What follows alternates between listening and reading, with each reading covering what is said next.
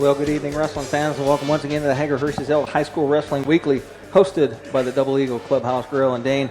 Big crowd on hand tonight. A lot of people in town for some happenings, but the crowd should be very full tonight here, and it should be a good show here on the Hager Hershey's High School Wrestling Weekly. Yeah, we've got a couple of head coaches here tonight. Jacob Duncan from Southern Wells, and I believe Juwan Bolden is going to join us later on. We've also got some members of the class of 98 here tonight for the show, and we look forward to a good segment with all of them. We're going to talk about the week that was and the week that is to come here on WZBD when it comes to high school wrestling.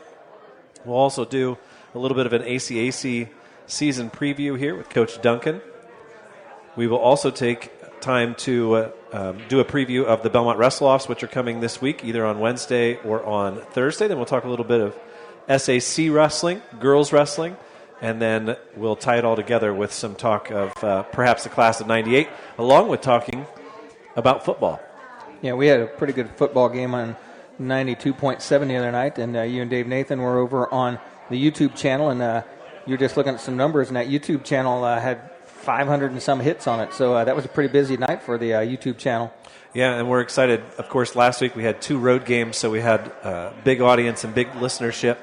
This coming week, both games are here in Adams County, but the following week, if we get 2 semi-state games, those are going to be big for us because not only are we going to be at both games, we'll be able to cover both on the radio and on the YouTube channel, but you can't stream it for free anymore when it comes to semi-state for football. So it'll cost you $12 to watch the video, so of course it'll be free to listen to us. On our YouTube channel, it's for free. Right? That's true. For free. That's true. So, hey, tell us a little bit about the girls' match that you had on earlier this week. It was well attended by the crowd.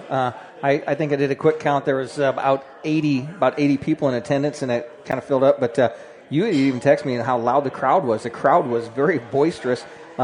I wish that they would have wrestled more matches. I think Blaine was thinking some of his girls were inexperienced, and he didn't wrestle some of the better New Haven girls. And when you have as many girls there, I think you should wrestle as many as you can. But, I mean, he's protecting his girls to do what he needs to do, and they bumped some people around and had forfeits instead of matches. But I tell you what, it was well attended. The matches we had were pretty competitive, and there's a good crowd on hand. And I think as we talked about in the last show, the girls all of a sudden are wrestling dual meets. They're going to have dual meet records. They're going to be participating in dual meet tournaments, and they're going to be handing out dual meet trophies. And so that's something that coaches are going to have to sort of instill in their wrestlers, especially the ones that are new to the sport. Like, this is the way a dual meet works. This is what you need to expect. You need to expect that you may get bumped in the lineup. You may get bumped out. We may have to forfeit against someone. You need to understand why we're doing that. And here's why you need to stay off your back. And for most of these girls who've only been wrestling in an individual tournament, that thought maybe has never crossed their mind. Keeping team score, it was a little bit choppy for me because they had names on the list, and I was up in the crow's nest, and they started bumping people around, and I was not sure who those girls were because we have not carried enough girls matches to be familiar with those girls. By the time the season's over, as many dual meets as you have us booked into for girls, though, we will be more than familiar with all those young ladies. Yeah, and it's exciting to think about all of the matches that we have coming up when it comes to girls wrestling. I was going to pull it up here for a second and tell you when the next one is. I know there's none this week, and then the following week we have a wrestling meet, New Haven and Jay County. Oh, that's not all the way till December. So the early season here is a lot of Saturday tournaments. There's a couple of tournaments over the Thanksgiving weekend that have kind of popped up, as I think Coach Oberlin was telling us about, and Coach Culport was saying last week too. And then throughout December, heading up to Christmas, then I think there are some dual meets as teams try to figure out what their best lineup is. And honestly, we talked to Commissioner Falcons on that very first show. The IHSAA has not solidified what their actual plans are for the girls' tournament yet. It has not been posted on the website. The winter bulletin has not been put up, and they haven't actually agreed to or formalized all of the plans for this team tournament. So we'll see whether all of those rumors, which seemed to be pretty true several weeks ago, if they actually come to fruition. Well, I think the girls from Columbia City were talking. I think Blaine mentioned on our show, they have, over Thanksgiving, they have a 64-team tournament. Well, and that's one thing. We talked about rule changes earlier in the season. One rule that we haven't really discussed, and I was just made aware of this, and we'll talk about this in our ACAC preview, is that they have switched the maximum number of bouts that you can wrestle in a day from 5 to 6. And that has actually canceled Friday night of the ACAC duels. Okay. So I think that probably makes our decision for us when it comes to broadcast plans. We'll probably do Belmont's matches on Friday night at the NE8, and then we'll head on over to the ACAC duels on Saturday because the ACAC teams now are not going to wrestle on Friday. I'll tell you what, Dane, one thing that was hard to get used to when the match started, 3-point takedowns and 4-point near falls. I tell you what, there were some girls getting some big-time points. Before, 3 takedowns and 3 escapes is 6-3. Now it's 9-3. 9-3. Mm-hmm. Yeah, and none of those rule changes, none of them consulted the broadcasters union when it comes to how many spots we're going to be able to play and how quickly those broadcasts are going to go. Because I think you are going to see a lot of quicker tech falls than what we are used to for the last decade or so. It kind of caught me off guard because the girl's on her back and Tyrone comes up and he comes up with a 4 near fall. I was like, oh, that's right. That's a 4 near fall now. Certainly a different set of circumstances and a different mindset. And, the coaching staffs who are quickest to adjust to that are the ones who are going to benefit it, especially in the early on until everybody sort of catches on to the fact that, okay, this is the way this is going to go now. There's definitely some strategy that's been ingrained in everybody's mind. And, it's a wholesale rule change. I don't know if you can go back. How far do you go back before you say, well, I remember when it was different than this? It really is for everybody. I mean, your age and younger, I would say. These are some major rule changes. Is used with 2 rules. and 1. Yeah. Right? They made a lot of changes in weight classes, but that was not very much. But when they went to the out of bounds, bit different. But 3-point takedown and 4-point near fall is a huge swing in the rules changes compared to what we've had over the past 25 years. Perhaps the most consequential rule change until you go all the way back to the time where every match ended by fall.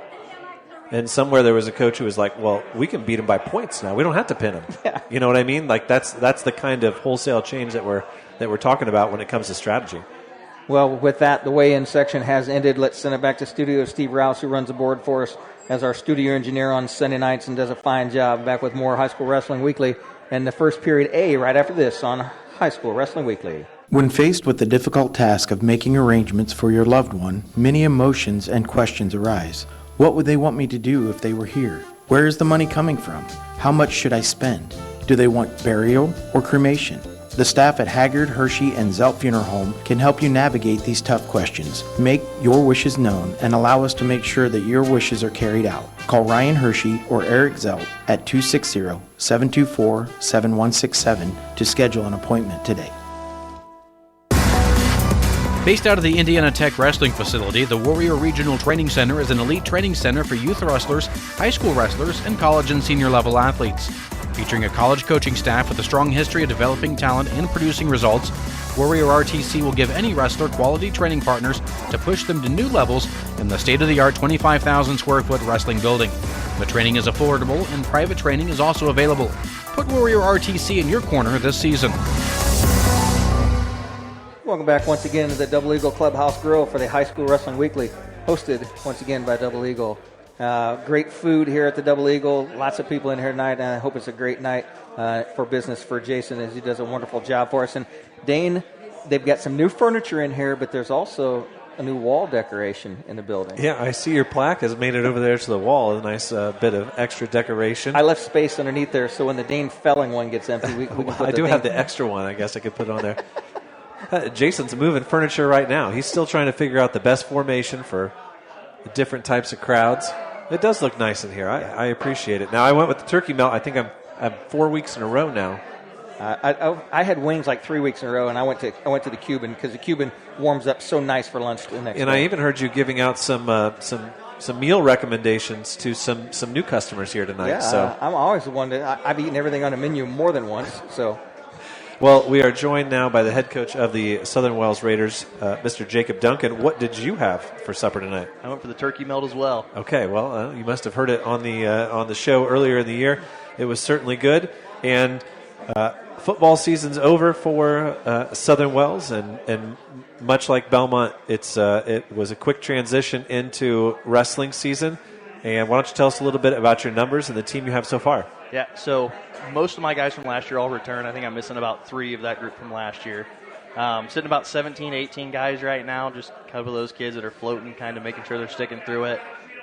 See if they make it through that first week, is where we're sitting at right now. So see who all shows back up on Monday. And, of course, we would be remiss if we didn't talk a little bit about Southern Wells wrestling culture. Remind everybody who's listening and everybody who's in the crowd, what does a typical practice look like when it comes to setup at Southern Wells High School? Okay, so typical practice for us is make sure the tables are cleared out of the cafeteria. We do not have any wrestling rooms. Get those mats out, roll them up, or roll them out, get practice going, get stretching, run, get on the mats, and then right afterwards, roll them right back up.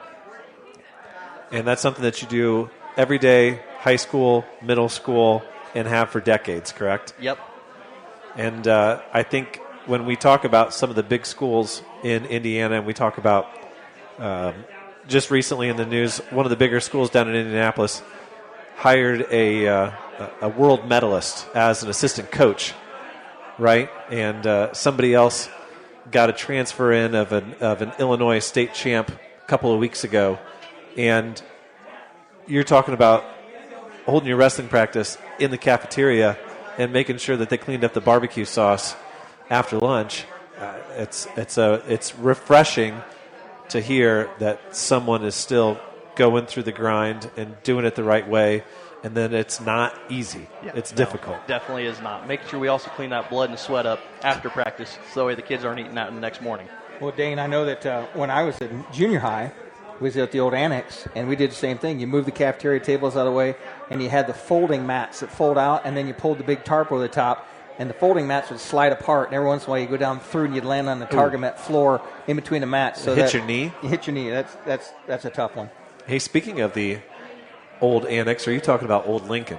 Annex. You're talking about the annex? Yeah. The old junior. It was high school. Well, originally Lincoln was the high school. Yeah, way back in. Yeah. So in the 40s. We are. Belmont will be wrestling Yorktown in the old junior high, what is now called the Adams County Service Complex, and WZBD will have that match. So look forward to that one in January because that one's going to be a lot of fun. Shouldn't be hard to fill that place. No, not with half of the seats filled up by the gymnastics, but it will be a fun crowd. And, so much of your job, I think, is tapping into the history of Southern Wells Wrestling and the fact that, hey, we are a small school, but we've had success before, and we've been able to do some things that maybe, other schools our size. You good there? Yeah. Other schools our size have not been able to do. When it comes to competing in the ACAC, competing against some of the best teams in the state across different classes and all those types of things, and having state success. Right. And I've always said I'm a competitor, and I told him this is my 3rd year as the head coach, and I said when I started I was a part of the group that went to team state for the first time at Southern Wells, and that's where I want us to be back at. That's my goal for us, is I want us to be back at that level where we're competing, and somebody sees a Southern Wells kid step on the mat, and they're like, oh, great, I don't want to wrestle one of these kids again. Well, I mean, you were part of the team that was looked at to win the semi-state with 4 guys. Yeah. And it didn't go your way, but I tell you what, you guys were feared that weekend. Yeah. And that's just how we've always been. And we just find those kids that are just wanting to grind and work hard, and that's all it is. You can't find any Biebersteins? No Biebersteins left in the school? I'm trying. I'm working on it. When it comes to, you're talking about your goal of making it to team state, and I think that's the great thing about the team state tournament that we have now is it is an attainable goal. And on top of it all, it's an attainable goal for every single team right now. That you can tell your team there are spots open at Team State. If we perform well from now until the middle of December, we have a chance to get voted into this thing.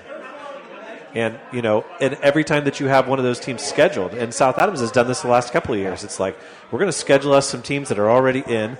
If we lose, we haven't lost anything, but if we win, we pick up that scalp, and then we stake our claim, and then we move forward. Right. We were putting our schedule together this year, what I did is I just sat there on Indiana mat, and I just looked at teams that were close to us. I'm like, okay, how did they wrestle that we wrestled last year? How competitive were they at? Where were their scores at? What did it look like? And I just reached out to our AD, and I was like, okay, we need to hit them up, and we just started building our schedule that way. Robert Loesch got that done, but he had to work at it, and he had to put teams on the schedule like Delta and Belmont and Yorktown, and he had to really go out in Daleville and Cowan, and those are the teams that he had to go after because he looked at the teams that had qualified in 1A the year before and said, that's a team I got to play, I got to wrestle. Right, and you look at our schedule, that's kind of a lot of it, what it is too. I mean, we start out the year, we wrestle a duel against Elwood, and then we're at a tournament at Daleville the next day. So we wrestle Friday, then Saturday. Then that following weekend, we're up at Homestead wrestling their Thanksgiving duels. So just really good tournaments where we're going to see a lot of really solid teams and get some good competition under our belts. Now would be a good time to remind everybody the teams that have qualified for the 1A team state. Of course, Adams Central and South Adams are already in. The defending champions, Rochester, are in. The champions before them, Tell City, are in. And then you also have North Miami, who had a really good team last year. Rensselaer Central's bumped up and back and forth between 1A and 2A. And then a couple of relative newcomers to Team State. I think this is Alexandria's very first appearance, and I think Milan has maybe gone one time before that. But you still got 4 open spots there to fill in, and it's going to be incredibly competitive for those vote-in spots. I don't want to skip this spot, but did you see the results of the football the week before when Alexandria played somebody and the score is 73-48? I did not. That is a lot of... That would require me to have a lot of extra sheets of paper at a football game. That was just a random thought, but I didn't want to lose it. So who do you have on your schedule then that might be considered one of those scalps where you pick up a win that you didn't think that you would, and all of a sudden people are starting to talk, well, what about Southern Wells? Well, we do have Alexandria, but we won't see them until January, as well as Northfield. We used to go to a tournament with them, but we had such a good duel with them last year, we just felt it would be better to pick a duel with those guys. Then we're at the Spartan Classic again. We're receiving Miss Senewal, and then Tri-Central. And those are our big duels this year right now. And who did you say, do you know who's going to be at Homestead? I know last year, I'm trying to think here. I know we saw Dwenger last year. We saw Wayne. I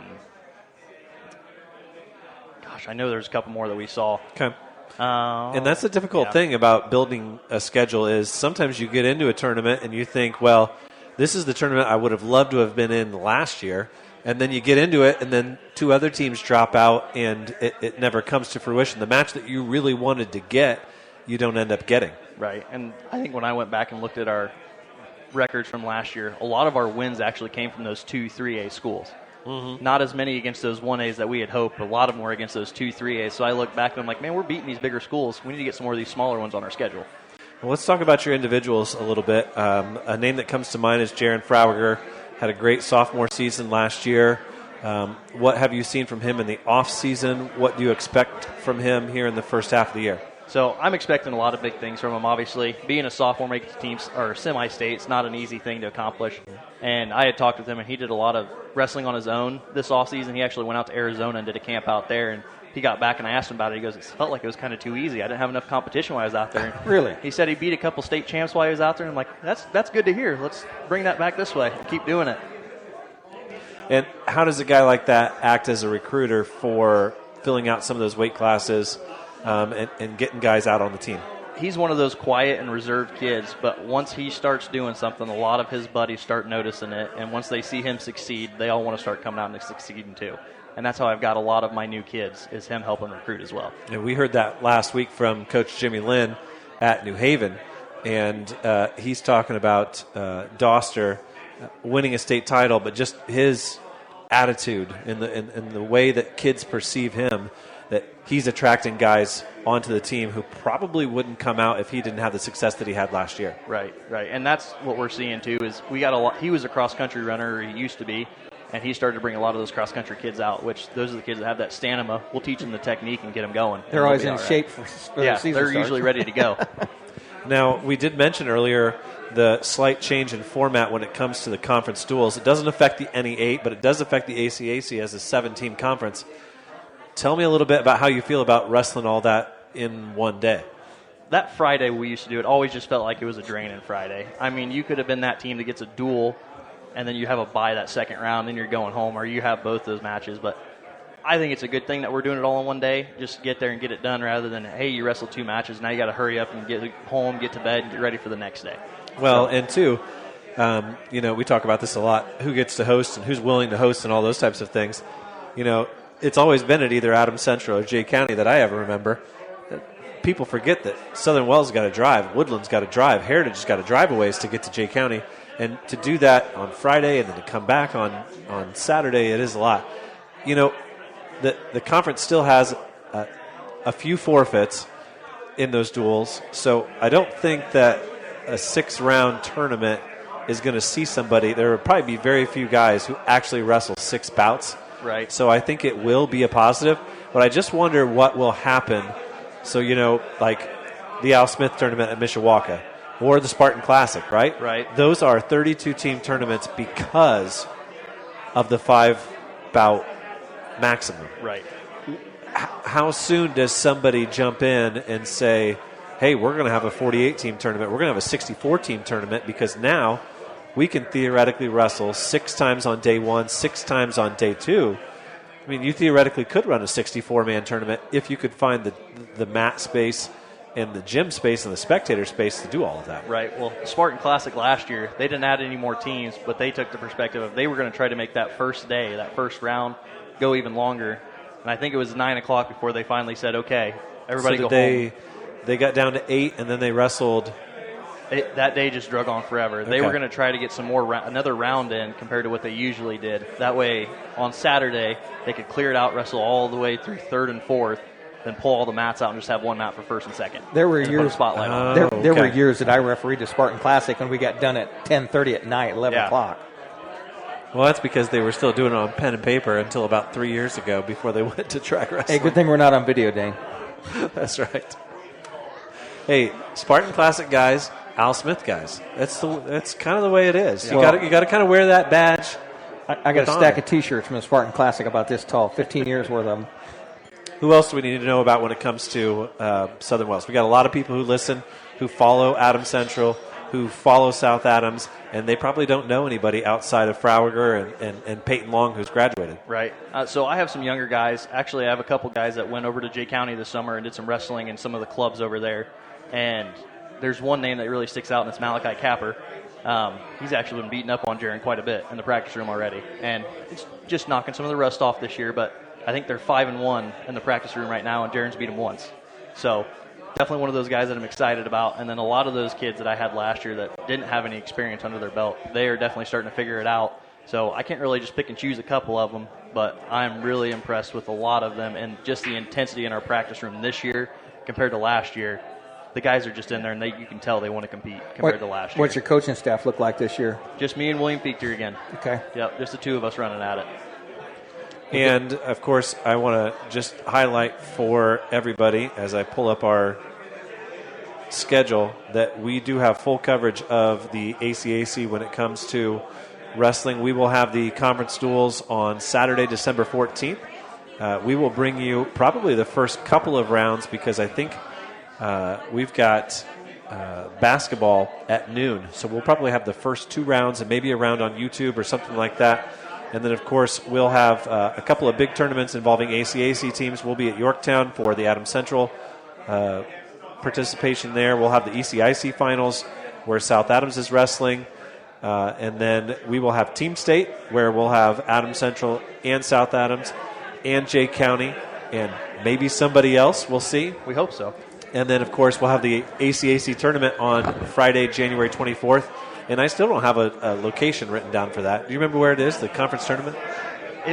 I think last year, since we were at Bluffton, we might be at Woodland this year. Now, Woodland always brings Domino's Pizza. So that's always a positive. Yeah, it usually rotates between those two, and I think we're at Woodland this year. I'm not sure. That's where my gut's telling me it's at. Well, when we come back, we will talk more with Coach Duncan. You're listening to High School Wrestling Weekly here on WZBD.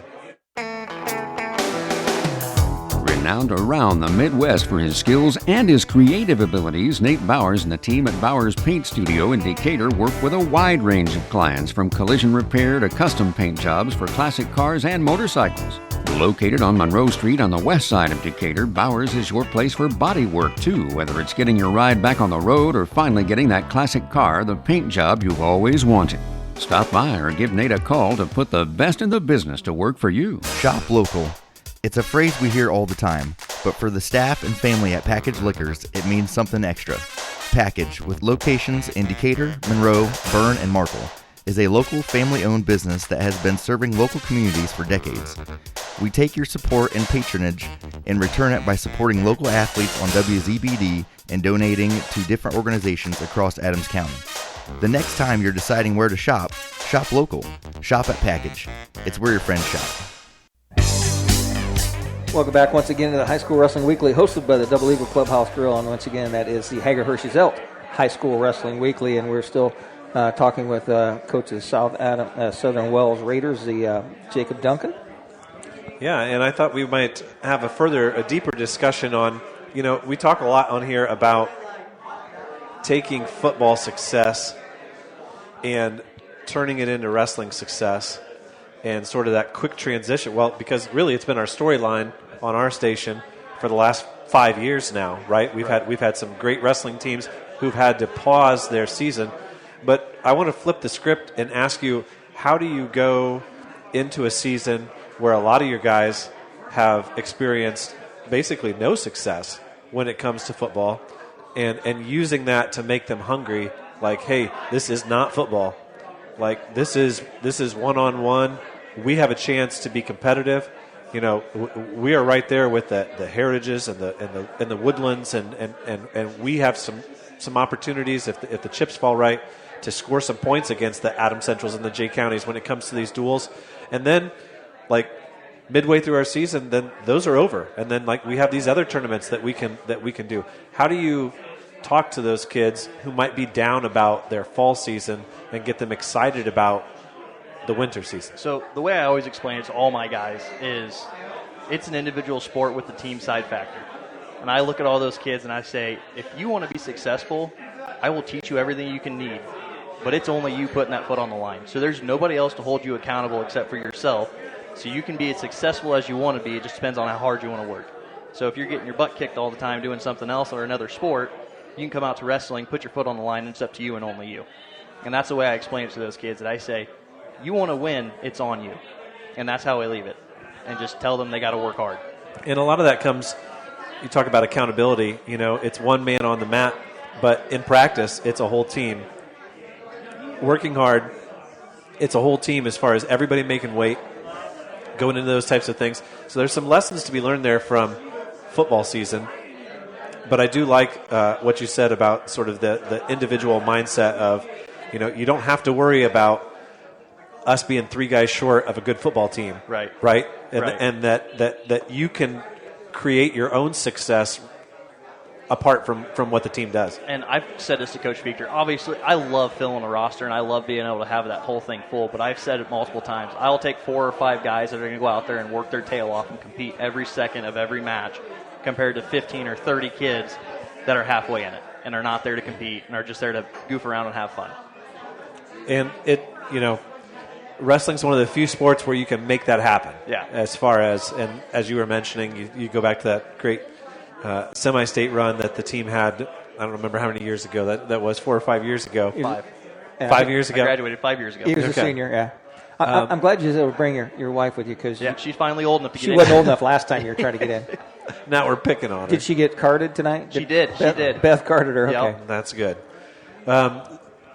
Talking more about Southern Wells and the ACC or ACAC, you've had so many teams with success on the team state side of things. Bluffton is not automatically qualified for the first time in a couple of years. Coach Sprunger promised me earlier today that he's going to make his appearance here in a couple of weeks. But you've also got some good rivalries with some other local schools like Norwell. They have a new head coach, and so it's new blood in Wells County when it comes to the northern part. And then you've got some other schools down there in our regional. I know you mentioned Daleville that you see at some point. Yep. And so you have an opportunity there to sort of play off of that and use those other small schools that are a little bit more your size as far as a measuring stick for going forward in the season. Right, and I look for. Last year, that was the first year we've ever wrestled in that Daleville tournament, and we ended up coming home with the second place.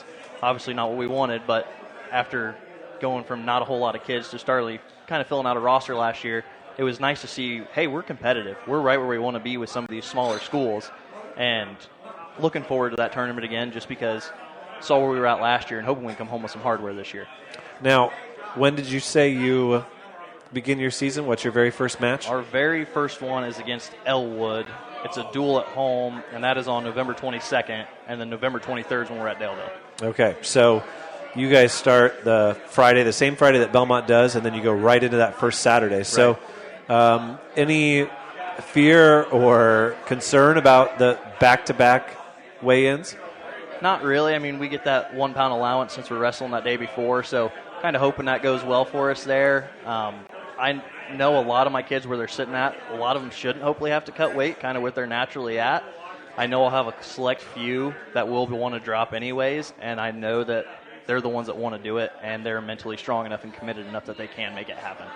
Yeah, and I know, you think about the size of team that you have, and you really can't put yourself into a position where you have a bunch of guys cutting because you don't have those backups when somebody misses. And that's one of the things that the bigger schools have to their advantage is they can have guys who are trying to get down to weight at a certain time, and if they miss, then you've got somebody in there who's athletic who can jump in and hopefully not give up a pin or something like that. For you, if you got 18 guys and 14 weight classes, if you don't make weight, it's a forfeit. So you have to view things a little bit differently. Right. Well, what else do you want to talk about ACAC wrestling? If I turn my mic up, there you can hear me. As far as now, have we changed our schedule since they're going to go to that one day? We have to decide what we're going to do. Are we going to do half and half? I think we'll do the NE8 on Friday night. We'll do the ACAC Saturday morning because we'll have to get out of the way for Purdue basketball after that. And then we'll always have YouTube to fall back on if we want to pick up a match that we just think that we don't want to miss. Yeah, in the last couple of years, the match that we've thought was going to be the ACAC championship match hasn't been much of a match. Jay County's been running away, but Adams Central is going to have a really solid team this year, and of course South Adams already automatically qualified for team state. So, are you a big fan? Are you a fan? I should say, not a big fan. Are you a fan of the format of the one-day duels, or do you miss wrestling Adams Central or South Adams on a Tuesday or Wednesday night? I think it's going to be nice doing the one-day duels. I think it is, just because you have, I think in the years past we've had that Adams Central right there to end the day, and it's never gone our way. Our kids are just defeated and get their heads hung, and then they're coming into that next day where they're just upset. And they're not positive, they're not ready to go out there and wrestle. So I think it's going to be nice for us, because maybe we have those bad matches here, but then there's one right afterwards where we can start picking up the pace and going again. Setting that tempo. We had, Blaine Culp on the other night, and Coach Tim Myers was a proponent to push for that one-day tournament so he could, he wanted to do away with the dual meets and get them all in that one day. And Blaine was saying maybe a little bit of a hybrid where you actually pick two good matches you want to have and get a good gate out of and bring the thing in. We lost the traditional right before Thanksgiving Belmont versus Columbia City match that, everybody just, wrestling season has started because that match has happened, but that match is gone. And, that was a great gate for both schools that you lose that gate. Now, I don't think you can gain them all back on that one-day event. Yeah, and it's hard because when you change your schedule so drastically, you do have to sort of take the time to build some rivalry. Right. And for Belmont, for 20 or 30 years, they had been wrestling the same teams on the same dates on the calendar, and then all of a sudden it was like, oh, we're wrestling Bishop Dwenger. Well, we haven't wrestled Bishop Dwenger in 20 years. We don't have anything in common with them. We haven't wrestled them anytime recently. So that's a challenge for some teams. For Adams Central, I feel like they've done a nice job. Adams Central has developed their set of dual meets. You can count on a good, solid duel with New Haven, a good duel with Columbia City. Delta comes in January and really pushes Adams Central. And I'm trying to think of who's the fourth team that they draw. Well, they wrestle Belmont. Yeah. So, those types of things. allow the conference duels allow a school to tailor their schedule to where they want to go and the schools that they want to be against. Because let's be honest, the ACAC is a lopsided conference right now, and there's a lot of differences between those 7 schools. And it's interesting. I was just having a conversation earlier this week at a different sporting event with an ACAC administrator about who that next team is going to be, who the 8th team is going to be, who they're going to add. And this person said, everybody says it's going to be this team. There's no way our school's voting for that. So I thought that was interesting because I don't think, there's a lot of talk about Southern Wells maybe dropping out in football or dropping out altogether. And the good thing I think for Southern Wells in that situation is that you do have the group of schools to your south that are similarly sized in Westell, in Daleville, and Union City, and some others. But it's not that simple. A lot of us like to view high school sports through our one sports lens, and we forget that you have to take into account the tennis and the swimming and the golf and all of those things, and they have to be a good fit all the way around. For Southern Wells, to lose Southern Wells in the ACAC would be a loss for the wrestling side of things, without a doubt. Yeah, and they called all of our coaches in last week to have a meeting about what we would do in that situation, and I was highly against it. I said, we're in one of the best wrestling conferences around. Why would we ever want to switch out of this? Yeah. And it was just one of those things where all the coaches added their input. It was not anything that's happening anytime soon, but I just laid it out and I said, why would I leave this conference when I see almost all the teams I'm going to see at sectionals and just wrestle all those guys? And somebody threw in, well, you'll see all those same schools in the other sectional when you switch over there. I'm like, but it doesn't matter if we don't make it to the regional. Well, what conference would they think about getting into? They had talked about going down south with Daleville and Westell, like you had just mentioned, going that route. That would increase your travel a lot. Yeah, and that's what we all said too. Remember back in the day when Huntington North was in the Olympic Conference, and they're going down to Connorsville and wrestling places. And Lafayette Jeff. And Noblesville and things like that. I mean, if you're going to Heritage, Woodland, AC, South Adams, I mean, those are schools right there. I mean, 30 minutes down the road. Yeah, all of them. Yeah. And that's it. It's unfortunate because the football gate drives so much of high school athletics because of the attendance. And I guess maybe it falls on the coaches of the other sports to make sure that they're also drawing in a meaningful gate, right, and attracting fans to come in. And I guess that falls on all of us to make sure that we're not just looking at things through a football lens. Because let's be honest, if we were looking at things through a football-only lens, Southern Wells probably should leave the ACAC, right? But it's not that simple because there's other things at play there that are much more complicated than just Southern Wells being down in football right now. Right. And I know I've had that same thing. Somebody say, why doesn't Belmont just get out of the conference so they don't play those teams in football? And it's like, football is the only one that they're really not competitive in. They're dominant in volleyball, wrestling, other cross country. It's like you don't throw the baby out with the bathwater because they're not competing in one sport. But the NE8 in football is just a really tough conference. If the SAC schools played in that NE8 conference, they'd be 5-5 by the time they got to the end of the season. Certainly, the mid-table teams in the SAC, have been very competitive with the NE8. So we just had an SAC coach walk in, and we are thankful that Coach Duncan was able to make his way up here to the Double Eagle tonight for our show. And we look forward to seeing some success from you here in your opening matches and in the weekends leading up to and right after Thanksgiving, and kind of seeing where you guys fall in, and certainly how many weight classes you're able to fill and how that adds to your competitiveness. I appreciate you guys having me on. I think he had a fake ID to get in. He still looks like he's like 18. But we're 22 now. That's just because we're old, Rex. Well, did you see how he said that? Where's your mom? Becky. He said, we're old. No, he's not old. We're old. With that, let's send it back to studio. Steve Rouse running the board for us, back with another coach right here on WZBD. The 2025 Legend, the latest volume of the Belmont High School Yearbook, is on sale for a discounted price this month. Visit yearbookforever.com and buy a copy for your Belmont student for $50. This special sale price will expire at the end of November. That's yearbookforever.com to purchase your 2025 Legend, the Belmont High School Yearbook. Wygand Construction in Fort Wayne is committed to providing quality, value-based construction services, and that commitment begins with our employees. We strive to anticipate and exceed clients' expectations, honor our commitments, and provide for the communities in which we live. If this sounds like the place where you'd like to work, visit our website at Wygand Construction to see our open positions and fill out an application. We want you on our team. Wygand Construction. Trust, well built.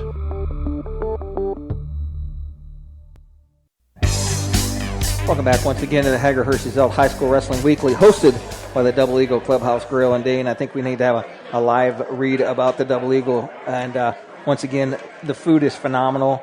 We have a couple of guests from out of town in here, and I recommended the food to them, and they said they really like the egg rolls. They like the sweet and sour kind of hot sauce on the wings.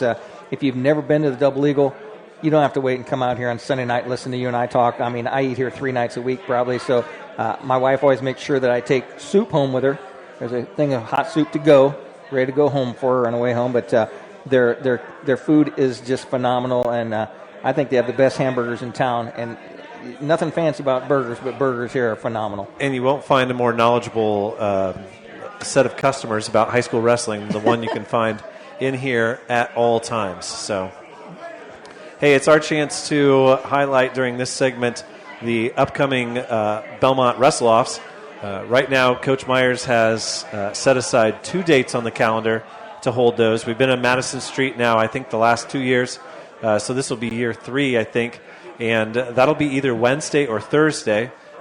Talking to some of the guys on the Belmont coaching staff, it sure looks like Wednesday's going to have a little bit warmer temps, and Thursday's got a chance of rain. So I would say your best bet right now, it'll be announced tomorrow officially on the Belmont Wrestling Facebook page, but plan on being at Madison Street Plaza around 4:30 or 5 on Wednesday to get your first chance to see the team live and in person. And I thought we'd run through maybe a little bit of a roster preview for Belmont so that you had an idea as to who to look out for and what some of the interesting matchups might be. I think the biggest storyline to this Belmont team so far, looking at it analytically, is it's a big freshman class. And so the lack of numbers that you had in last year's sophomore class going to be sort of balanced out by a big number of freshmen. One to know down in the early weights is probably Jacob Binniger. It's a kid who's placed at middle school state, won multiple medals at ISWA state, folk style, that kind of thing. He's going to be kind of along that lines of Ben Mills and Ike when he was little. Small 6-pounders, but ones who know what they're doing on the mat and are physical and active and on offense. And I think he's going to be one that people are really going to like to watch on the mat early on. You know, those guys that you can go and look for points and know you're going to get some points out of them. Then in the next couple of weights, you've got guys like Ben Mills, Ethan Curtis. Those guys both won, 25 matches last year. You've got some really talented freshmen who've done a lot of wrestling over the last couple of years. Guys like Luke Rubel and Landon Sealscott. They got a couple of classmates out who are not as experienced. Some guys who are maybe on the fence as to whether or not they were going to come out. Jacob Blakey, Dylan Painter, those types of guys who are still kind of raw when it comes to wrestling. Jacob Blakey was in the varsity lineup last year as a middle schooler and wrestled really, really well. So he'll be down there in that 6, 13, 20 kind of range. And then you'll have guys like Henry Farrow and Gabe Myers. Farrow, of course, last year a state qualifier as a freshman. And Gabe, comes with, a lot of pressure, right? He better be good. He's got the pressure of his dad and of his brother, who, by the way, won a match for in the Open yesterday for Michigan State. I talked to him a little bit this afternoon.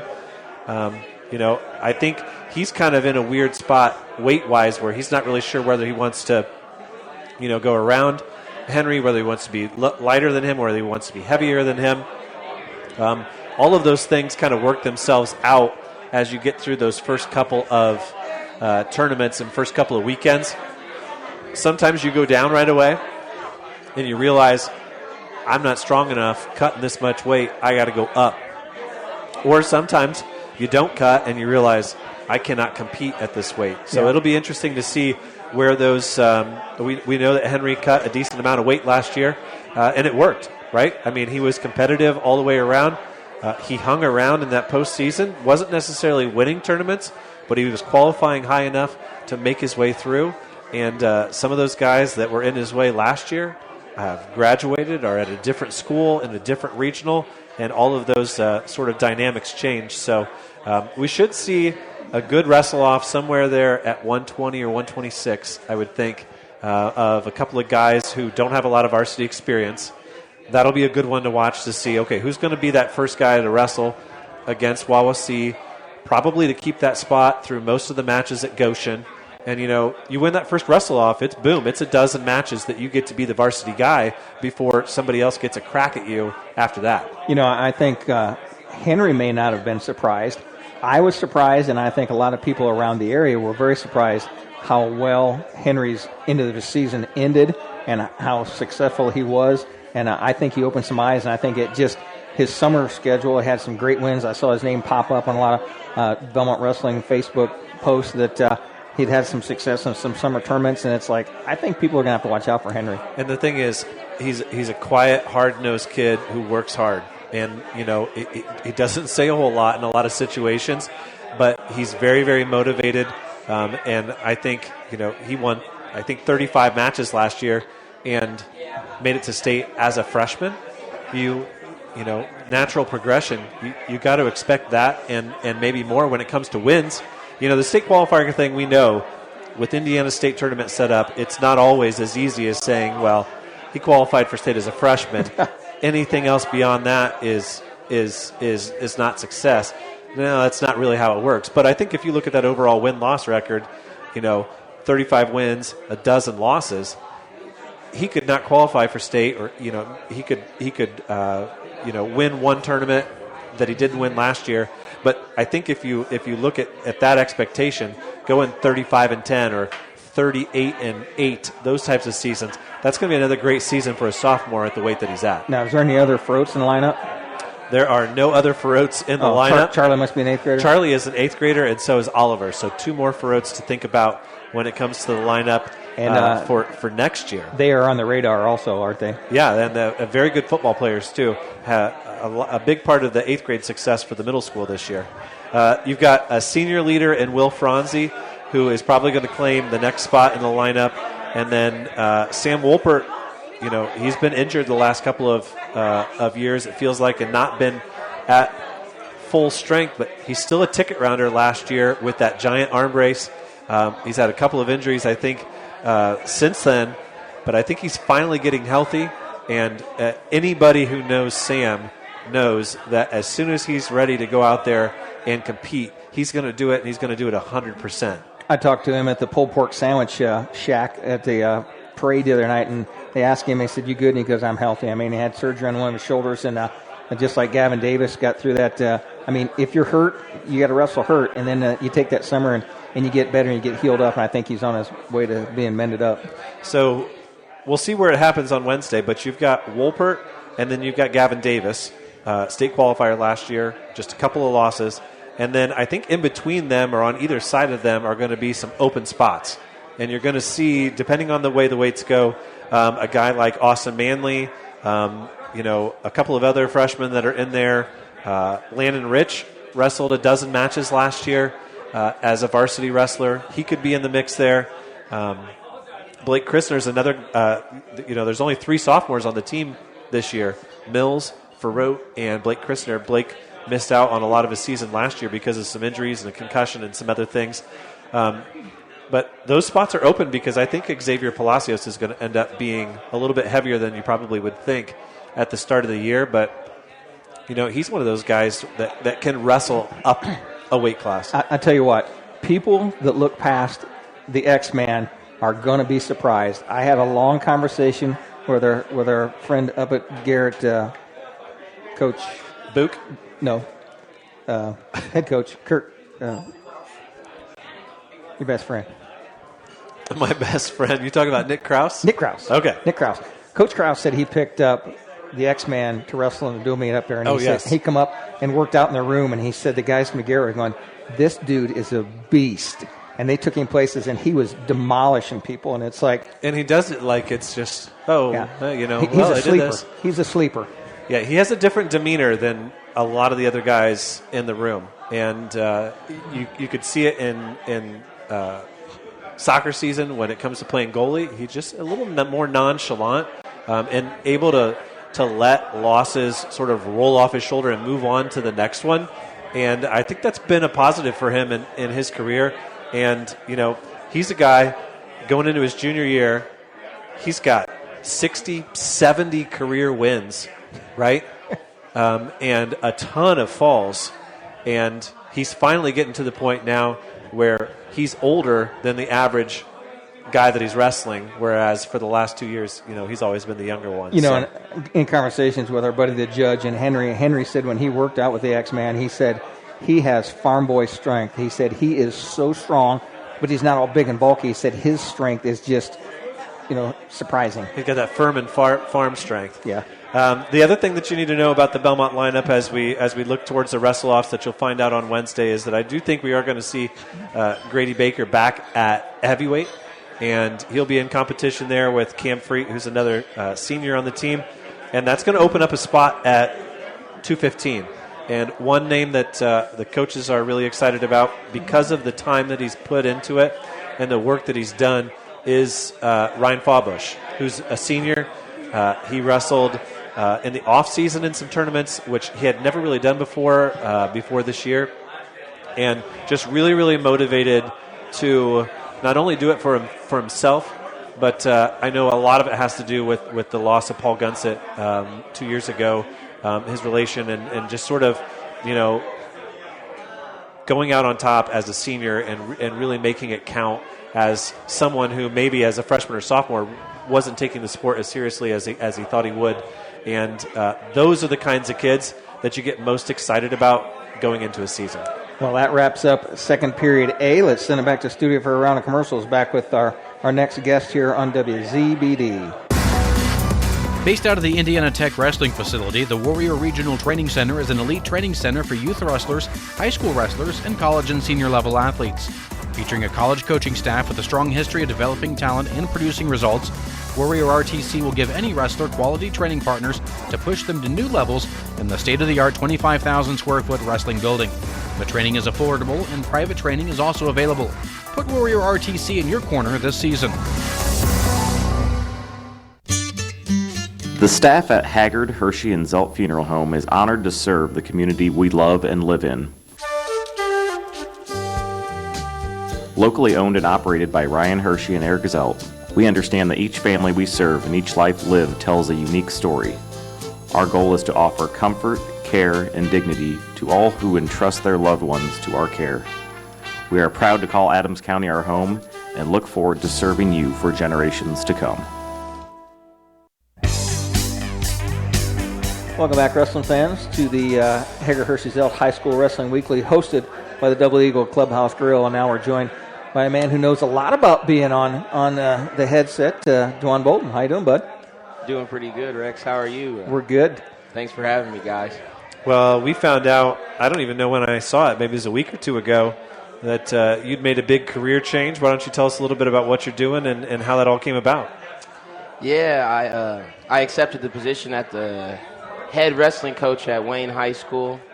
Trying to bring some power back to the SAC. I think there's a good group of coaches in Fort Wayne that have been working and kind of building.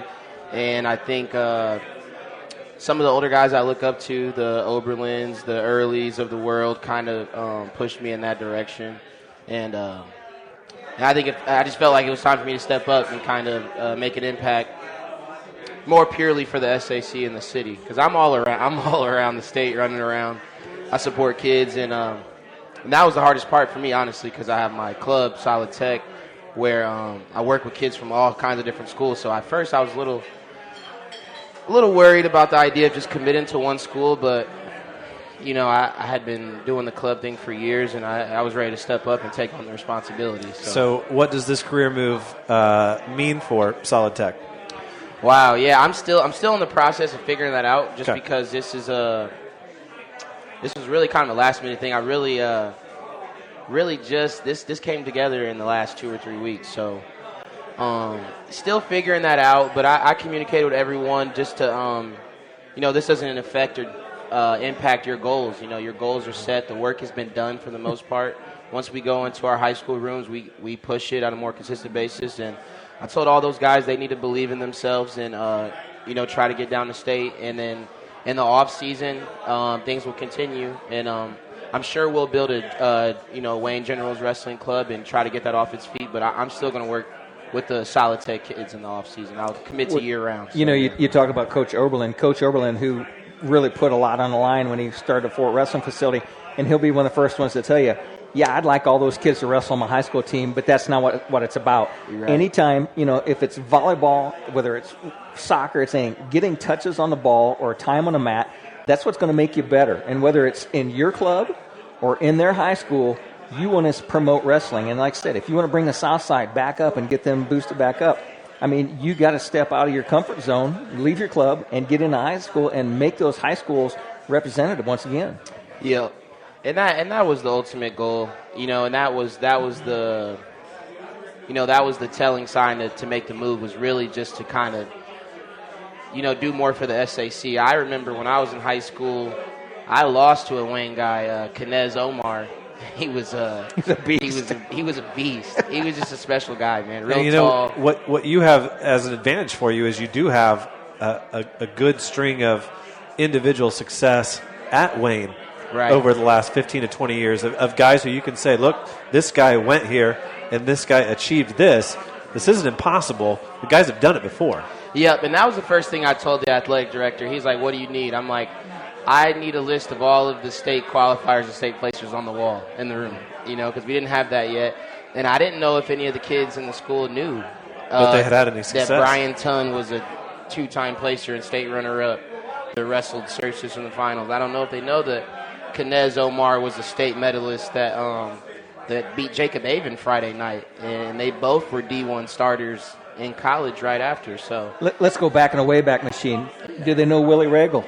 No. And the flat top. Come on, man. You know it. So that Regal, the Regals, the Tons, the Omars, the Sean Johnsons, and even more. There's even more classic all-time wrestling families from Wayne. Let's go back. My brother from another mother, the Slammer, Derek Brewer. Okay, yes. The Brewer boys. The Brewer brothers. I saw a Brewer on there. Is there a Douglas? Douglas and Derek. I tell you what, he used to be called the Slammer, and I ran into him in a store, and he looked and goes, "You're Brewer," and I'm Brewer, and then the Slammer is what they called him.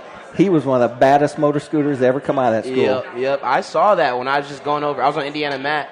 There's a website for that. So I was going over the history. We are not related. Oh, sorry about that. Yeah, so I was going through and I saw the I had to look at the past wrestlers and accomplishments, and I saw, I believe, one of the Brewers was a state runner-up, and then I saw Ton, and then I saw plenty of other thirds, fourth, fifth, sixth, and I thought, I need to have those guys' names on the wall to inspire my guys to try to aim to get their name immortalized on that wall at the school. So 2 to 3 weeks ago, you accept the job. How much work is that going into, we've just finished up the first week of practice for the boys. That's a big undertaking. Who do you have helping you? So far, I have Justin McDonald with me, and he's a great guy. He's a semi-state qualifier for Wayne, young guy. He's about 24, and he's been a volunteer for the past couple of years. I saw him bring a car full of Wayne kids up to Solid Tech this summer. I saw him bring a 215-pounder to IHPO, and I thought, you know what, I want to bring him on as an assistant just because I thought he's kind of been paying his dues, and I know he was bought into the change that I was trying to make. I'm also going to bring in my uncle, Rodney Bolden. He's going to be a volunteer assistant for us as well, and I'm working on another one. I don't know if I can announce it yet, but I think I'm having another guy coming in. Quick question: What do you get at Wayne? One paid assistant, or do you get two? What kind of staff do you actually get? I get one paid assistant. Depending on my numbers. Okay. Depending on my numbers, I was actually talking to one of the guys from the school system, and he said we'll check on the numbers next week, and we might get another paid assistant on. But what we might do is split it in half, two halves. So talk to us a little bit about those numbers. What did it look like on Monday? It was a mix. It was a mix. Really, I needed the dust to settle. I have a lot of guys that need their physicals, and a couple kids that didn't think they were going to have a season this year. And well, people don't realize being a wrestling coach doesn't mean just showing up on Monday. Oh no, it's a lot. You know, it's months and months in advance of having all of these things lined up so that when Monday comes, you can actually wrestle. Yeah. And having guys on your staff who can sort of make that happen and get that paperwork out of the way and all of those things so that all you get to do is actually coach wrestling rather than try to deal with the administrative side of things. Yeah, so we're really working through it just because of the time crunch. But the dust still hasn't settled because I have a couple guys that I'm going to need that are a little banged up. And then my football players, they lost the sectionals last week, so they're not due officially till Monday. I had a couple come in early. But I don't know quite what I'm looking at because I had my fall sport people weren't quite there, mandatory yet. And then I have a couple guys out with physicals. But overall, I would say the room consistently had about 30 kids in it last week. So that's somewhere between 8 to 10 girls and anywhere from 20 to 25 guys. And, you know, you went through that whole thing, and then at the end of the thing you said 30. And I think a lot of coaches listening, a lot of fans are going, holy cow, he's got 30. Belmont doesn't have 30 guys.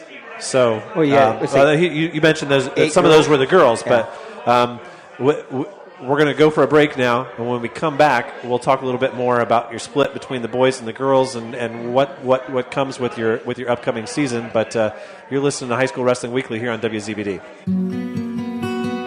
Does your smile need work? Maybe it's time for a cleaning and exam. Visit Laura Kugelhahn, DDS, and her knowledgeable, caring staff at Complete Smiles on North Main Street in Bluffton. Dr. Kugelhahn would love to help you maintain your dental health or transform your smile. Whatever your needs might be, Complete Smiles is there to help you. Dr. Kugelhahn is currently accepting new patients. Call 824-3100 to schedule an appointment. Hello, this is Joel from your local hometown Package Liquors. Package Liquors provides the best selection of domestic, import, and craft beers in Z-Lane. With locations in Decatur, Monroe, Byrne, and Markle, you're always just a short drive away from picking up the perfect last-minute gift or just the right six-pack to watch the game with friends. You're never a stranger when you walk through the doors, and our smiling staff never has a problem giving you a recommendation when you're not sure what it is you need. Stop in at one of our 4 locations and see what hometown service looks like. Package Liquors, it's where your friends shop. Welcome back once again to the High School Wrestling Weekly, hosted by the Double Eagle Clubhouse Grill. Still joined by Coach Bolden. And Coach, one thing I wanted to ask you about the wrestling at Wayne is, I mean, that tradition is kind of hard to get back. And can you lean on some of those old guys that have thought that Wayne wrestling is dead and try and bring some of that historical value back in? I mean, those guys are huge to bring back tradition to that school. Yeah, it's definitely a goal of mine is to rebuild the culture. And I think a lot of the times when the wrestling culture was good there was older guys giving back and giving those speeches. You know, I need to have some of those state medalists get in the room and give them a short message of inspiration. And I think it'll help too once I get my Uncle Rodney in there too, just seeing a guy that went to Southside and made the state finals, just to know you can do it from the conference. It's been a while. It's been a while since we've had a real sustainable success from the conference in the SAC. So now, do you have the ability to get into the school and walk the hallways and do some recruiting? Yeah, just a bit. I went in during lunch. So 2 weeks ago, before we started practice, I think I had a total of 60 kids sign up and come up to me at lunch. Didn't get them all in the building.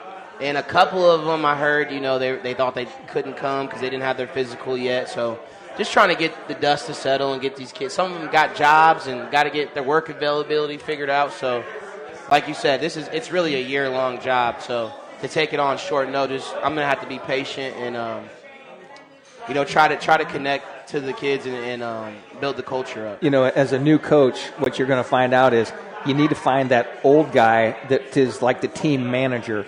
Yeah. It's hard. There's so much, administrative stuff. You need like a team manager, just like in Major League Baseball. You got the manager. Yeah. You got all these other coaches doing this stuff. You got to have somebody to kind of manage all this stuff because there's a lot of stuff to do. Yep. Yeah, it's a big responsibility. But yeah, we've been taking it one day at a time. I would say we had a pretty good week of practice. It's gonna take some time to rebuild just because we didn't win a duel last year. We bring back 3 seniors, but the majority of our team are freshmen and sophomore. And I'll say that the freshmen I saw, they're pretty bought in and they're working. And it may take a little time, but they'll be all right before they get out of there. And when you do have a young team like that, it requires even more coaching because then you really aren't doing your team justice, and you're certainly not doing your program justice if you're not engaging those kids in JV tournaments, in Saturday, dual meets or individual tournaments, and that requires double the coaches because you can't neglect the varsity schedule, and kids have got to see some varsity success. If you've got a team that didn't win a dual meet last year, you got to find yourself a schedule where we can pick up some wins and say, okay, we beat this team, we beat that team, but then you got all those other guys that are in the room and they're hungry to get on the mat and beat somebody. And if you don't give them those opportunities, it's going to be hard to convince them to come back again as a sophomore. Yeah, it's a tough balance to try to manage. And that's the task at hand. Ultimately, is trying to find that balance because they're hungry and they're going to compete. But I think we're in a situation here in the Carroll Regional where our sectional is a lot better than how a lot of people have perceived it to be these last few years. It's going to be pretty tough to get out. If you're going to have to see somebody if you want to beat a New Haven, a Homestead, a Snyder, a Leo type guy at sectional just to advance. So we're in the thick of it. You talked about your girls. The girls programs now, there are so many more girls tournaments that you can get your girls into. Right. There for a while, you had to drive quite a ways to get to them, but these girls team, Columbia City has a 64-team girls tournament. Yeah, so, I saw that. Yeah. So there you go. You got 6 or 8 girls. I mean, now you got to focus on that too, and their matches are on different nights and different. Yeah. And do you have somebody that can focus on a girls team for you? As of now, no. I've been doing both. You got a wife? We need to run you a couple of extra advertisements about getting some help. The dust will settle. It's been a while. It's been a wild week, but I think the dust will settle here in a week or two, and we're gonna hit the ground with our feet running. And I have 2 volunteer assistants, and I'll have 2 paid assistants. But like you said, I just need a week or 2 for everything to get finished up, people's paperwork getting accepted, turned in. But I think Felicity Stockman, who's a state runner-up in the girls division a couple years ago, she's going to come back and kind of help with the girls. That would be great. And I think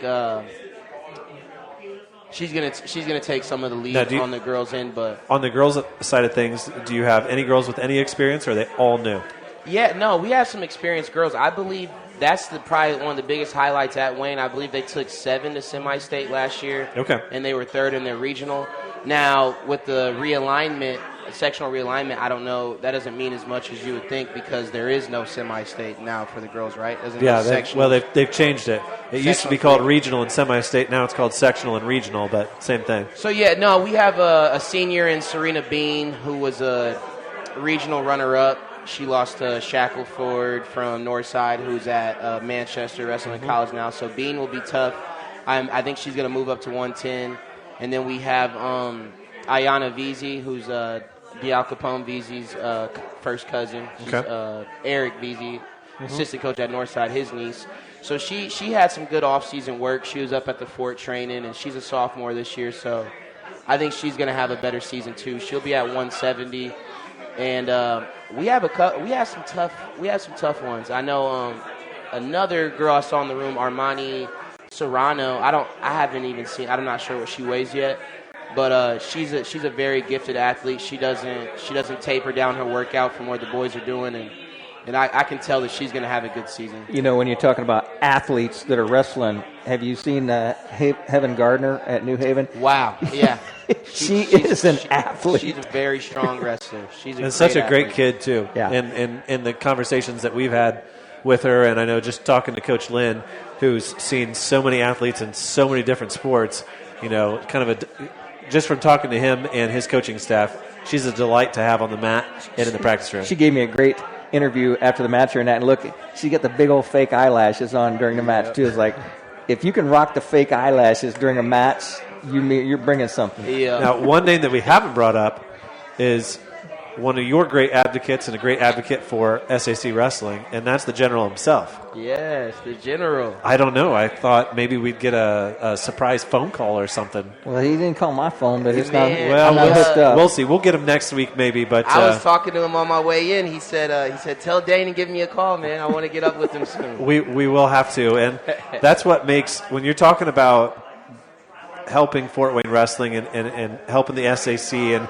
it really is a community, and everybody trying to work together to bring the Fort Wayne semi-state, and specifically Fort Wayne, Allen County, and the surrounding counties up to the point where it is. And it's cyclical.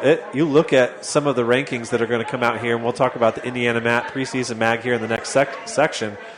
There are some regions where 10 years ago you would have said they're going to be dominating the sport for the next 20 years, and all of a sudden the pendulum has swung all the way to somewhere else in the state, and it's not that easy to sustain. And it really does come down to regional training centers and finding the best competition and being in proximity to other people. We know that.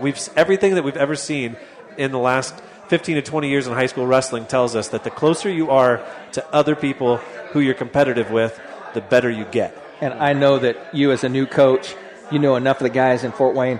Those coaches are competitive, but they're very helpful. And you know that there's coaches in the SAC that want to see the SAC get better, and they're going to do everything they can to make sure that your program succeeds, because they want that competition to push them. And if it's Wayne, if it's Southside, or it's Northside, I mean, those coaches are going to help you, and you know those guys are going to step up and help. Yeah, that was the most overwhelming part for me. I was overwhelmed with how much support I got. Like you said, coaches in the same sectional, same conference. They really showed their heart and the advice and true legitimate support. Obviously, we're going to compete over the next years, but I felt real true support from the wrestling community, except in this position. Well, Juwan, we're very excited for you. Very excited to follow both your boys and your girls throughout the year, and we hope that you make your way back onto the show, and that somewhere we'll cross paths with you. I guess when I think about the schedule that we've got, I'll probably see you at the girls' regional, yes, which this year is up at Goshen, which is an interesting place for us all have to go for girls wrestling regional. But and then of course we always cross paths with all the SAC schools and coaches at the Coliseum on the ice in February. I tell you what, he's been a great interview, and his reward is a basket of wings sitting over there waiting for him, and he's going to tear into those wings. Yes, and we appreciate you coming down and making it in for the show. Hey, thanks, guys. Thanks for having me. Thanks. With that, let's send it back to studio for another round of commercials. Back with more High School Wrestling Weekly here on WZBD. DDD Maintenance and Repair, owned and operated by Shane Reynolds, has your local professionals for heavy-duty truck and diesel engine repair. DDD Maintenance and Repair also offers full-service sand and glass blasting for your surface restoration projects. Whether it's getting your heavy-duty truck and diesel engine running like new or sandblasting your project to look like new, we have a blast renewing the past. Give Shane and the guys a call at 260-223-5442. That's DDD Maintenance and Repair. Renowned around the Midwest for his skills and his creative abilities, Nate Bowers and the team at Bowers Paint Studio in Decatur work with a wide range of clients, from collision repair to custom paint jobs for classic cars and motorcycles. Located on Monroe Street on the west side of Decatur, Bowers is your place for body work too, whether it's getting your ride back on the road or finally getting that classic car, the paint job you've always wanted. Stop by or give Nate a call to put the best in the business to work for you. Welcome back once again to the Haggard Hersheyville High School Wrestling Weekly, hosted by the Double Eagle Clubhouse Grill.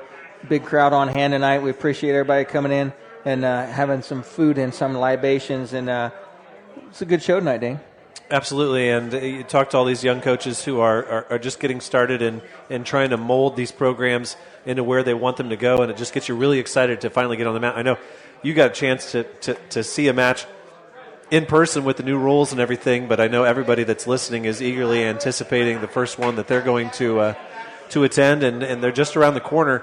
As we said earlier, our first broadcast is the Belmont and Wawasee match. I was up there last year when they wrestled at Wawasee, and it was a barn burner, and I think we expect more of the same this year. Of course, we sure look like we're in a position where we're going to get bumped from wrestling by football again, but that's how it is, and you can't blame everybody for wanting to hear a semi-state football game. No, we didn't cover it, but go back 2 years ago when Wawasee came to Belmont, and our buddy Henry had to pull off a big upset to win that match.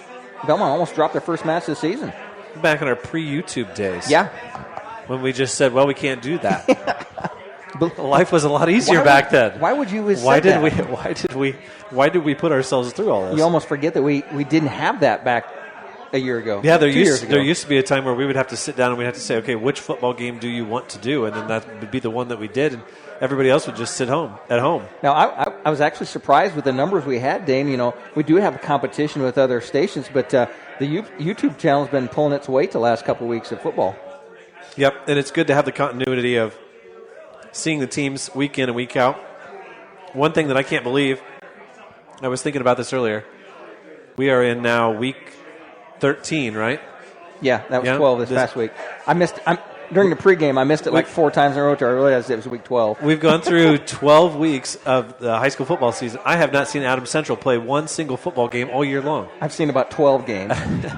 So I am excited to finally get to see Adams Central play football because I've been following Heritage and Belmont and South Adams all year long, sometimes multiple games on one night, but I have not seen a snap of Adams Central football yet this year. I tell you what, Dane, beginning of the season, I kept thinking, you know, they lost a whole bunch of guys and they graduated a ton and they've been to the state final 3 years in a row. They can't go 4 years in a row. But I tell you what, after that Garrett game when they kind of got surprised by Garrett, they didn't think Garrett was that good. Guess what? Garrett's still undefeated. And Garrett's going on, and Garrett kind of woke them up, and they went back home and said, what do we need to do to be better? And they've won every game since then. Yeah, and I know a lot of people talking about, football and wrestling, especially the people that we talk to. And I've heard a couple people say something about, South Adams, they're going to really be hurting with the football success because of the wrestlers that they have. And you think about Will Patterson and West Somerset and all of those guys that are part of the varsity lineup. But I think people forget how many wrestlers are on that Adams Central football team. Yeah. Guys like Matt Heiser and Max Carr and Smith and Everett. And there's some guys on there that you don't realize because they're not the skill players necessarily that they're going to have a big impact. And Max Carr had himself one heck of a game on Friday night. Yeah. He had a sack, a forced fumble. He had like 12 tackles. I was looking at the box score. It was incredible. I tell you what, I am so proud of my good friend Grant Mosier because he had a season where he got beat by some teams that he knew he just didn't stand a chance to beat, and he goes into the tournament like 5-5, and I tell you what, they have played their tails off. I text him on the way home from games, on those road games, because I know that he has nothing to do but sit on the bus, and we text back and forth. And I tell you what, I think his team has surprised himself. I tell you what, they're playing really good football. And he's a big fan, not just of high school football, not just of high school sports, but also high school sports on the radio. I'm pretty sure that he listens to the entire Witness broadcast and our entire broadcast for every game that we do. He listens to this show. Because he enjoys it that much. So a great guy. Hey, we wanted to really quick give a plug out. If you are a high school wrestling fan, you should be on the lookout for the Indiana Mat preseason mag. All the guys at Indiana Mat have been putting in all the hard work the last couple of weeks to get all of those rankings. There's some new stuff in there. It's all on sale. You can buy an online copy and browse through it as a PDF, or you can order a hard copy and get it sent to you in the mail. There's a lot of great pictures. Joe has a great team of photographers who go throughout the year and sort of collect those pictures so that when he runs the magazine and has the website that you've got an accurate depiction and a great picture of each of those guys, and nobody should just have a team logo. on their profile. But he's got the overall team rankings, the class team rankings. He's got grade rankings, freshman, sophomore, junior, all of that. He's got all of the individual preseason rankings, the collaborative group. He's got rankings based on semi-state. And for the first time, we've got girls' dual meet rankings. Who is dumb enough to do that? Well, it was a lot of fun to do, honestly. And you. it'll That be was you. interesting. It was me. It will be interesting to see how some of those pan out because so much of a dual meet is based on filling out weight classes. And so there was some knowledge there that traditional knowledge of who you would think would be the best teams didn't necessarily equate in my mind to who was going to be the best dual meet team. Once again, we're still waiting on the IHSAA to officially commit to the fact that that's what they're doing. They say that they're going to, but they haven't actually put it on their website yet, so we're interested to see where that goes. We are going to give you a sneak peek of the preseason mag tonight, courtesy of Indiana Mat, one of our great sponsors throughout the year when it comes to high school wrestling. And we're going to reveal to you the number one teams in all of those classes. So overall, of course, there's the big three, right? Anybody who's listening right now knows that there's three big schools in Indiana high school wrestling. In no particular order, it's Crown Point up north, Brownsburg on the west side, and Center Grove on the south side, right? And those three teams have been dominating the last couple of years. When you look at the rankings and you start looking at what they've added and some of the freshmen that are in some of those lower weights, it's going to be really difficult for anybody to beat Brownsburg this year. And they are the preseason number one overall. And that's saying a lot with the talent that Crown Point has back and how good of a team. Center Grove, maybe it's different this year, but like Center Grove could have beaten every other team in the state last year by 30 points outside of Brownsburg and Crown Point, right? I mean, the level of separation in all these teams is incredible. In 3A, your preseason number one team is way down south from Floyd Central. We talked to Coach Sisson and Coach Samuels at the Hall of Fame banquet in October. Picked up a couple of nice shirts. That 3A bracket, since they instituted it in its current form, is just awesome. And the great thing about it is now we've got 12 teams in 3A. And so it's going to be even more competitive, even more of a headache to seed. But I guess that's kind of what it's all about. In 2A, I don't think too many people are going to be surprised. Delta's your preseason number one in 2A. They're the defending champs. They had a great set of duels with Belmont last year, going 1-1. And if we can get two duels that are that competitive again between those two teams and a split 1-1, it's going to be a great time between now and the first week of January. Then in 1A, Adams Central Flying Jets is going to be your preseason number one team. They have a lot of depth from 106 all the way up to 285. They got guys who know how to win in every sport, and they've been there. They've been to that level. They know what Team State's about.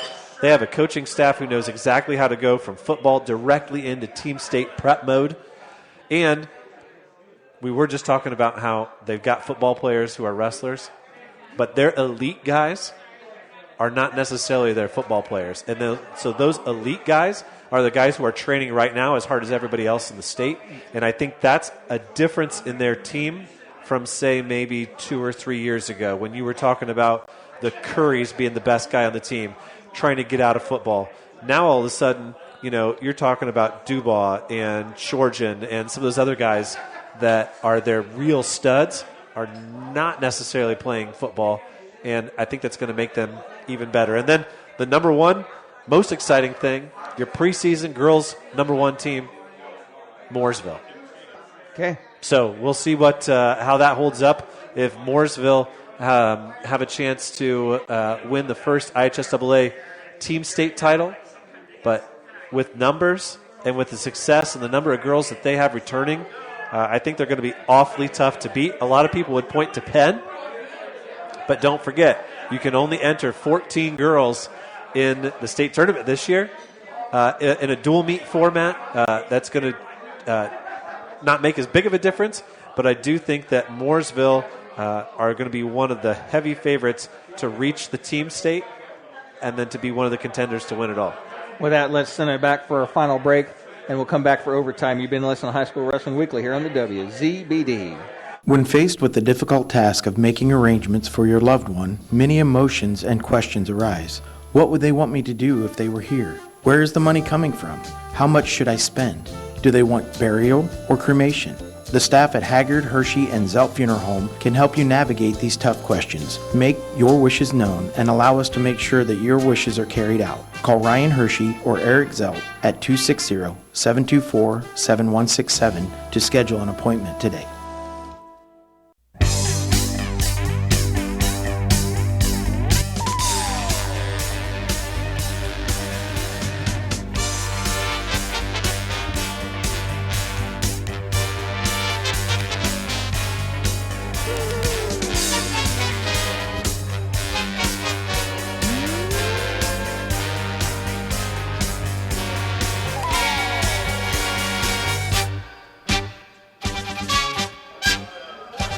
Welcome back for our final time here on the Hager Hershey Zelt High School Wrestling Weekly, hosted by the Double Eagle Clubhouse Grill and Dane.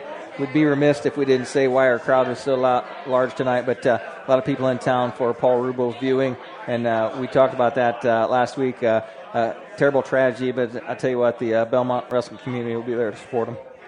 Yeah, and as I mentioned last week on the show, the thing that struck me the most when I was over there last Saturday is Paul's got his recliner in his living room, and his radio is right there on the table next to the lamp, right next to his recliner, tuned into 92.7.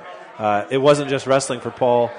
He was so thrilled about our high school soccer coverage this fall. He supported it with his own money, with his own private business, and he followed all of our sports, all of our content, this show on WZBD. And when people talk about this show or the station, like what we're seeing in front of us, that's why we do what we do, is because enough people care about this sport and about the history of this sport in this county that we're lucky enough to get up here and talk about it.